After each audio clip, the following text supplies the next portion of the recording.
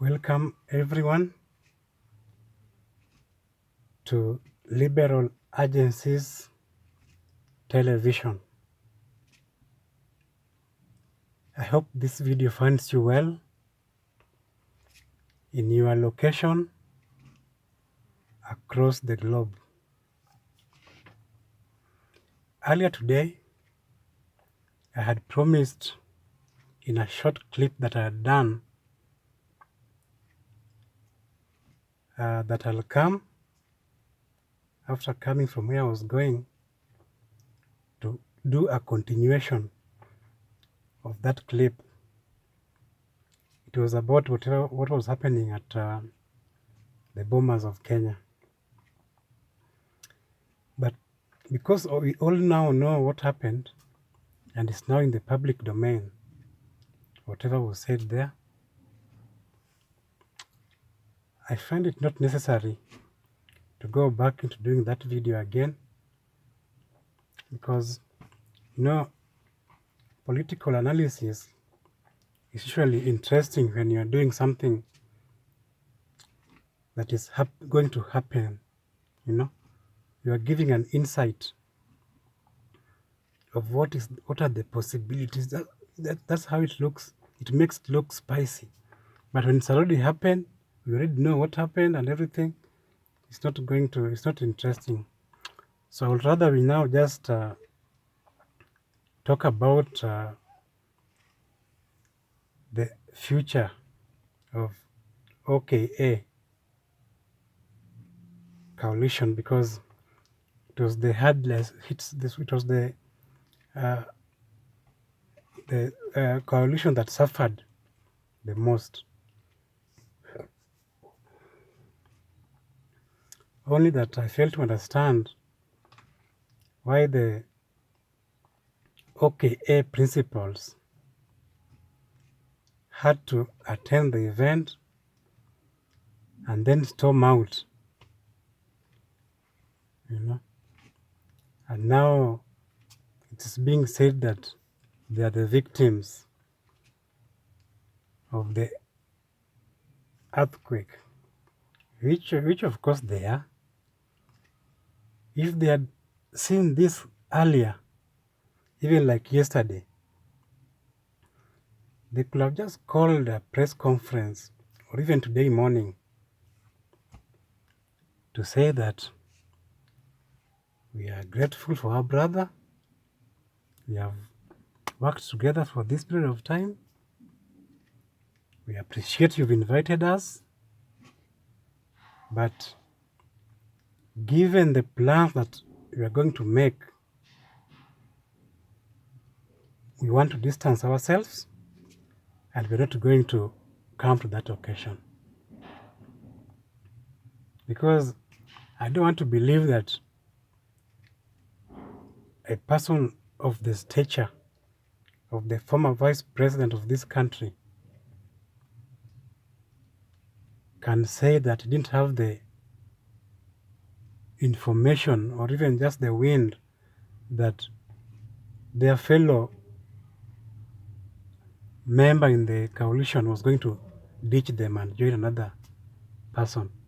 They must have had something.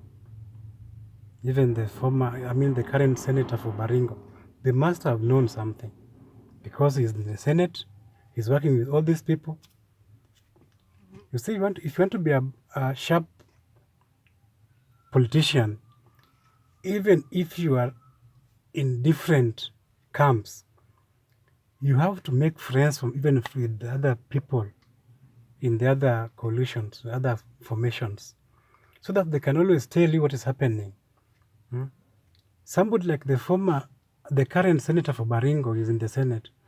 All the people who are there are his people that they work with. He can't tell us that he did not have any wind that such a thing was going to happen. Or maybe they just knew and decided to go there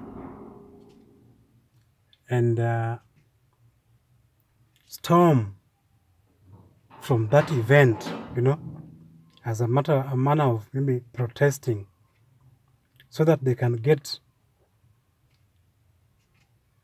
a reason of now coming to the public to say and start looking like victims, our friend has betrayed us, now we are going to do this. You see, it can also be a strategy, because in politics, people have a lot of calculations. They knew. That is one thing I want to believe. They only went there with an intention of storming out and then having a platform now to step and start saying that because now we were betrayed, we are also now going to join this other movement. Because we are, Kumbe, so and so has been the one who has been lying to us.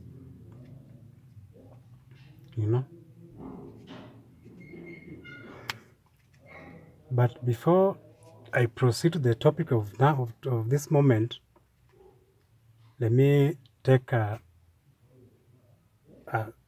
few seconds to allow you to press the subscription button, subscribe to our channel, press the notification bell so that anytime you produce a video, YouTube will give you notification. Just press the subscription. I'm giving you 1 second or two.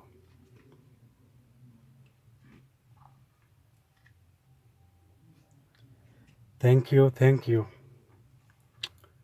Now to our topic, which now is going to be OKA. What next? What is next now for OKA? They are the ones who have now suffered, and they are the ones who have now made it be seen that an earthquake has happened, because the Honorable Musalia Mudavadi has pulled the first one on them. They were sleeping in the class. They have to give it, they have to accept.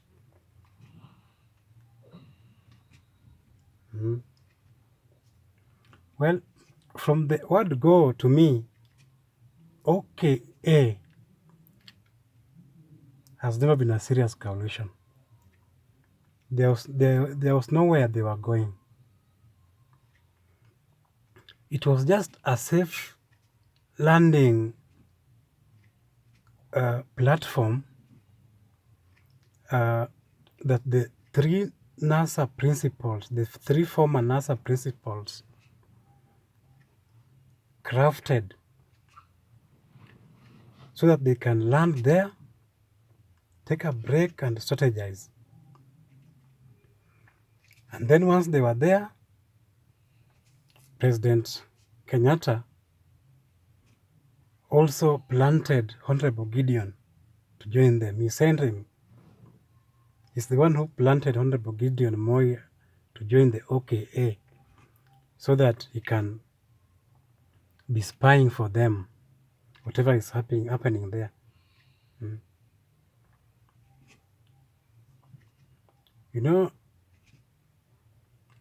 During that period when NASA was splitting, I thought, I had a feeling that the Honorable Raila Odinga was not supposed to let these people go. I had that feeling. I was really wondering, why is the Honorable Raila Odinga letting go of this group? He should cling to these people and then maybe just look for other people to strengthen, But earlier last year, 2021, I came to vindicate him. Dealing with people who are nagging people can be very difficult, and they can pull you behind. These three former NASA principals, they were really nagging the Honorable former Prime Minister, because they don't have any strategy to build their politics or any plan to push their agenda.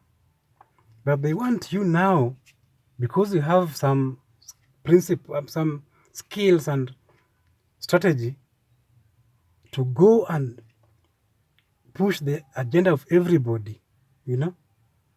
Go and sell the coalition yourself, and then come after you've now won the hearts of everybody in the country. Now come and support me now. So come and support one of us, because we have already supported you. But go and have strategy for how we can remain relevant up to the next election.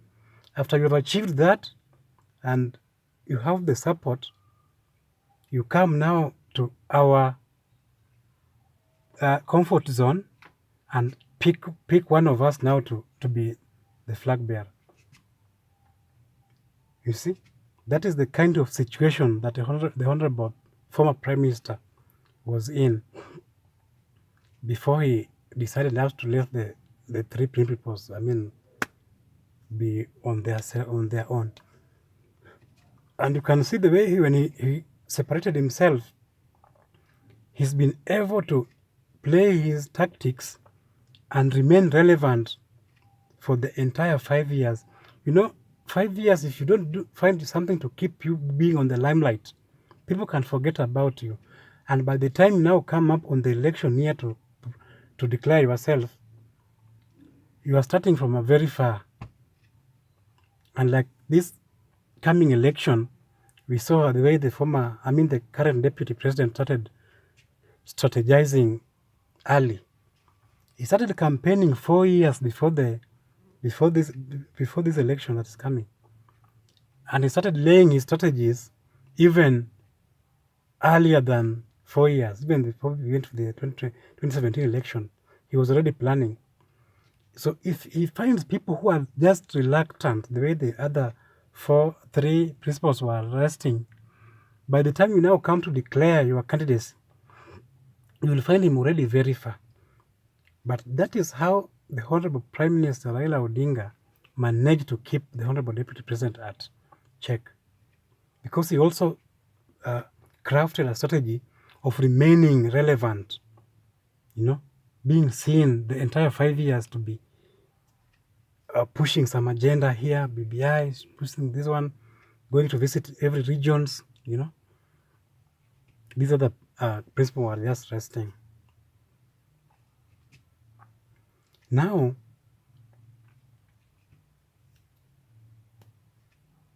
Musalia has left out of the 4 principles. Don't forget Weta has also left. They've left together. They were together and everything. And the way they spoke, the 2 of them have now left. So we are talking of 2 principles that are left in OKA. Weta and Musalia have left. And they have joined now Uda officially. Just the exact way we had foreseen in our earlier video. It has happened exactly the way we said it. So what is going to happen to these 2 principles? You see, this thing called the third force was only going to be relevant if all the other now left forces were going to come together and form another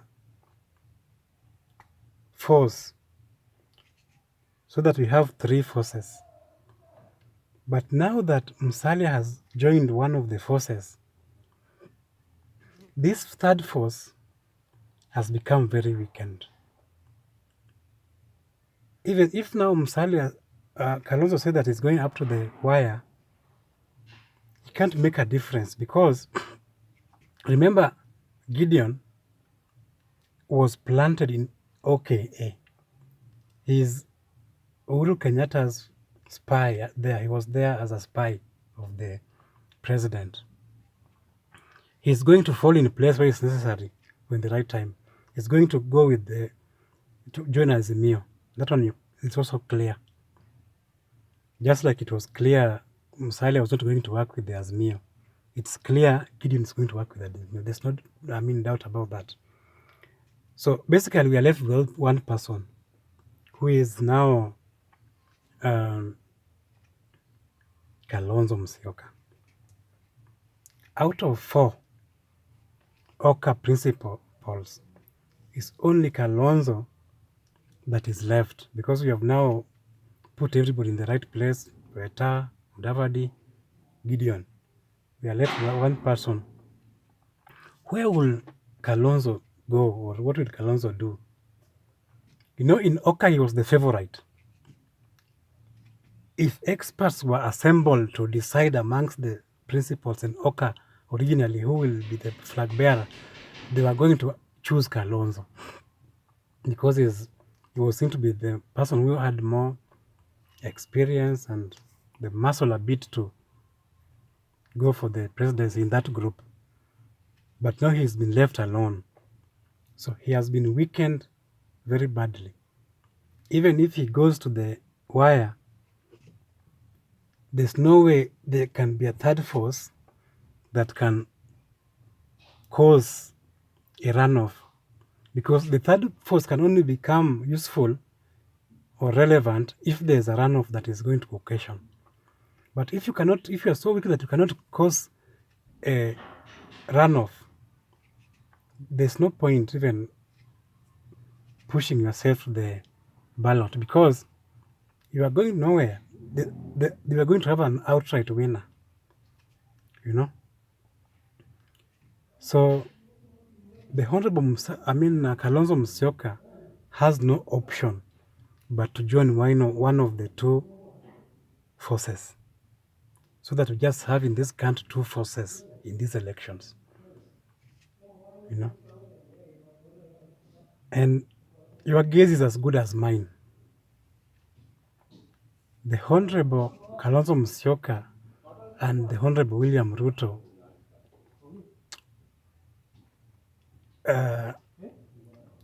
there's no way they can work together. Let me just say, they're not going to work together. You remember the way Kalonzo has said things about himself, Ruto. And Ruto also have said small things. But in politics, there's no, these guys always eat their words. But in this case, these 2 people cannot work together. That one I can also just tell you without wasting your time. So Honorable Kalonzo, I want to also put him to join Azimio. That is how OKA has now ended. 2 on this side, 2 on this side. Yeah. It will come to pass, that one, the things I'm saying here. We know people like Martha Karua also joined OKA, Honorable former Speaker Marende, Kabogo. And by the way, Kabogo's speech today at Bomas was not very convincing. I don't think he is very comfortable in that order arrangement and the ANC arrangement. He may make a different decision also in these few days ahead here. The way he spoke, he is sounding like somebody who is not very impressed. Yeah. He's also behaving like he did not know that the Honorable Ruto was going to come to that event. So he can also come and join this other side of Azimio, the way I can look at this thing. So having said that, I want to urge Kalonzo to go quickly to Azimio if you want to get in his position. Because at the moment, if he rushes there very quickly, he stands a chance of even getting a running mate slot. Yes. Now that Musalia has gone on this side, he can come on this and get running mate.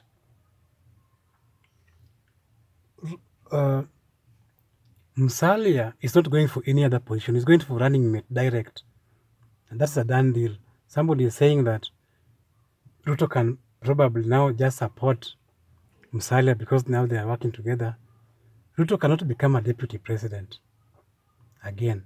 After serving these 2 terms as deputy president, the constitution of Kenya does not allow him to, in succession, just immediately become somebody else's running mate. He's been barred by the constitution. So he can only be the one who is going to carry the flag, and somebody else becomes the running mate. Whether he likes it or he doesn't like it, he's the one. Katiba has refused that he can deputize anybody. He must go with the flag. So Musalia is going to become his running mate. There's no question about that. Kalonzo, if he comes to Azimio without wasting much time, he can also get the running mate docket. Because now Ruto has made it easier for Azimio to decide a running mate. You know, people had believed that Ruto is going to pick a running mate from Central Kenya. If he did that, it could have meant that also Azimio must pick somebody from, Central Kenya also. If Ruto picked from Central, it was going to mean that every other, Azimio also was going to pick from Central. But now that he has picked Honorable Musalia, now Central has been left open. So Azimio can also go out of Central and pick from another region, where now Kalonzo can become a very suitable candidate for that position. If he comes quickly, he will get that position. And now the platform has been set for him to just come and say, I thought, fellow Kenyans, that we were forming a coalition, but our 2 colleagues, Honorable Musalia and Weta, have betrayed us. We don't have any option. We are doing this other side. It's very easy now because now the platform has been set for them to use an excuse. Forget about the things that Kalonzo said it cannot support a third time a person without any measure of repercussion. Leave that alone. They can swallow those words very quickly. Well, that one now we have already finished the OKA, what next for OKA, the way it will end. So I just want to end the video there. But don't forget that the BBI verdict is coming in a very short while. That is also another subject altogether that needs to be analyzed, because it is a subject that can also change the dynamics of politics, this 2022 politics. If the Supreme Court nullifies the ruling that was made in the lower court, or in the 2 lower courts, and come with a verdict that favors the BBI, we can have a referendum even together with this coming general election. Yes. The government, if they want to support something and push something, they can always be very efficient. And we have seen the way some other things have been done here, where something is passed in Parliament today, tomorrow, or either the same day in the evening, it has been signed by the president and gazetted the same evening or the same night. And tomorrow, something else is happening. So the government has the ability to push something very fast if they have interest in it. So don't be surprised, just in case the verdict of the BBI comes out positive in the side of the pro-BBI team, we can have the referendum together with the general election. Even though I know there are some things that are not possible, because now the period is little, e.g., things like there was a proposal that we need to add some constituencies in the country. Now I think the period cannot allow it. We have a very short time now left. But things like the governance structure, where the prime minister is going to be there, 2 deputies, everything, those are things that can happen in this by-election. And if it happens, it's also going to change the dynamics. Because the prime minister, now the honorable president, current president, can be given a slot. Now you are going to become the prime minister. Yeah, in Azimio. Anyway, I don't want to go into BBI now because it's a topic we're going to sit down and discuss again another time. It's a wide one. Let me just finish by congratulating the Honorable Musalia Mudavadi for making a brave decision. The decision he has made is a brave decision, and that's how a serious politician should do his politics. You come and make a decision once and face it. If it takes you to a good place, well and good. If you fail with it, well and good. That is how you have to be brave and be a decisive person. You know, some people say that, oh, he should have come on this side. Everybody is chasing their ambition. Everybody, let everyone chase their ambition in their own way. Not everybody will succeed, but some will succeed. But you can only succeed if you take a first step. You know, there's nothing wrong with going and not winning. There's also another time. So I want to take this opportunity to also to congratulate the Honorable Musalia Mudavadi for the bold decision he has taken. And he should keep it up in the days that are coming. Whenever there's a decision that's supposed to be made, make a decision and stand by it and let the people decide. Thank you, viewers. Let's end there. This video I've just done immediately after coming from where I was, but I'll post it tomorrow. Post it tomorrow, Monday in the morning. Thank you, thank you, thank you. God's protection.